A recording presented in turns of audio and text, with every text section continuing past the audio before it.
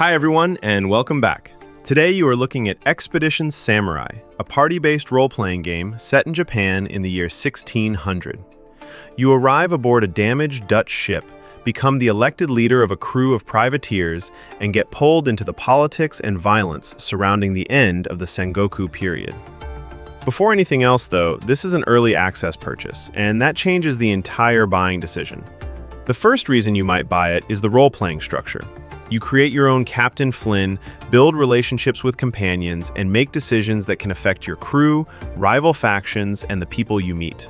Companions have personal stories and can become friends, rivals, or romantic interests. Diplomacy is designed to be more than a different button for winning the same encounter, and the developers are promising a genuinely branching story where even smaller decisions can return later. The second reason is the mixture of turn-based combat and real-time preparation. Movement, attacks, and interruptions can resolve together, which makes combat feel less like every character politely waiting for a turn. Before a fight, you can split the party, position people in real time, use stealth and gadgets, or prepare an ambush. Once combat begins, weapons, abilities, environmental interactions, and team positioning matter. That gives you several ways to solve a problem instead of forcing every quest into a direct battle. The third reason is two-player drop-in, drop-out co-op.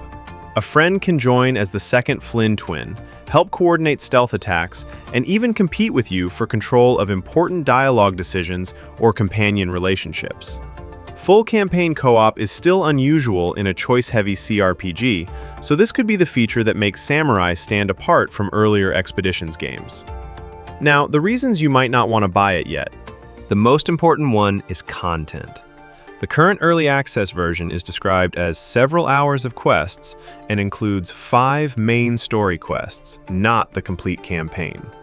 The finished story, rulership of a village, more quests, weapons and armor, crafting, deeper build customization, balancing, polish, and quality of life improvements are planned during development. The developers currently target the first quarter of 2027 for version 1.0, but that is a target, not a guarantee. If you want to experience the full narrative once without restarting or waiting between chapters, buying now makes little sense. The second issue is launch roughness. The first Steam reviews are based on a very small sample, but they already mention bugs, occasional freezes, limited character customization, and disagreement over the more stylized art and lighter dialogue. The game currently supports English only, which is especially important if you are considering a text-heavy RPG. None of that proves the final version will have the same problems, but it does show exactly why this is labeled Early Access. The third issue is the fantasy itself. You are not playing a native samurai beginning a traditional journey of honor. You are playing a European privateer entering Japanese politics through an alternate history version of William Adams's arrival.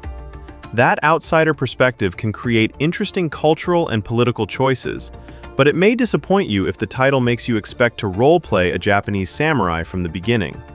The regular price is €29.99, with the launch offer at $19.79.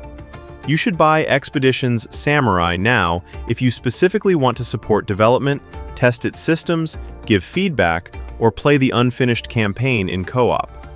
You should wait if the branching story is your main reason for caring, because that is the exact part that is not complete yet. The mechanics are promising, but for most story-first players, version 1.0 is the more sensible moment to judge the full expedition.